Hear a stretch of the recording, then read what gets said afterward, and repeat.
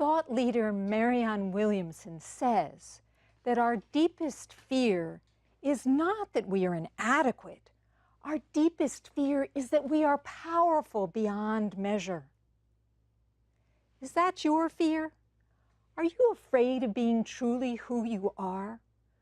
Do you struggle with overwhelm and stress? Are you plagued by self-doubt? Are you a people pleaser? Would you like to know 3 secrets to banish your fear and step into your power? Yes? Great. I'm Dr. Michiyo Peticolas.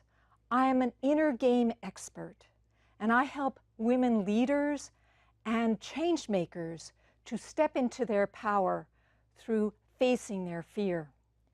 And I have found in the 20 years of helping them through life changes that at the core, at the root of their issues, are early childhood wounds and traumas that keep them small. Now, there are 3 secrets, and they all begin with the letter B. The first one is brilliance. This is our gift. This is what we came into the world to do. It's our power, our passion, our purpose. But oftentimes it gets tamped down when we're little children, which brings us to B number 2, body. The body wants to keep us safe. And when we come into this world as little children, we're so vulnerable, so small, so dependent. And when we are frightened, when we don't get the nourishment and support that we need, it triggers a survival response of fight, flee, and freeze. Sometimes for human beings that isn't enough, which brings us to the 3rd B, which is brain, the cerebral cortex, which comes up with ideas and beliefs and behavior that help to keep the body safe.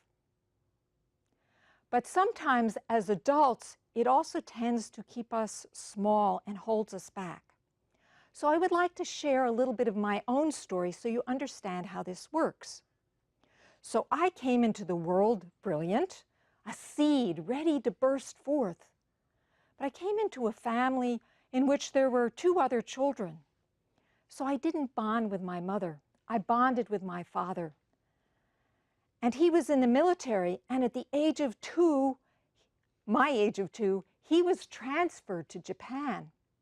And I was devastated. And I decided that I had to take things into my own hands. And I became a people pleaser so that I would make sure that I got what I needed. Now, this worked really well in my family and through school. National Honor Society, Phi Beta Kappa, one of 2 graduate students to get my Ph.D. But then I got into my first job. I was so excited.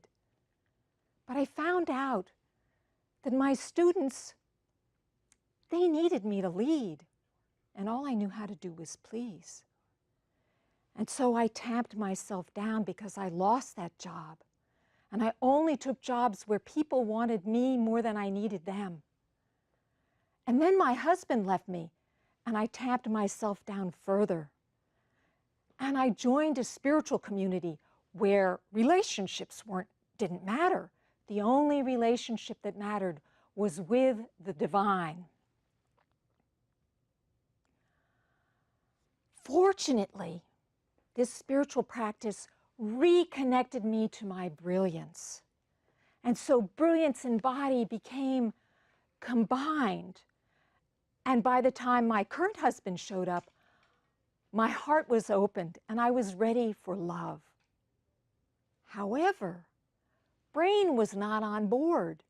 And I started to see the patterns, and I started to see the difficulties that were going to hold me back. So I actually did some very early childhood healing. And that's what brought me into the work that I do, which is to help other women to combine their body, their brilliance, and their brain. So I want to give you 3 tips to help you to combine those 3 things. And they are A, B, and C. The first one is awe.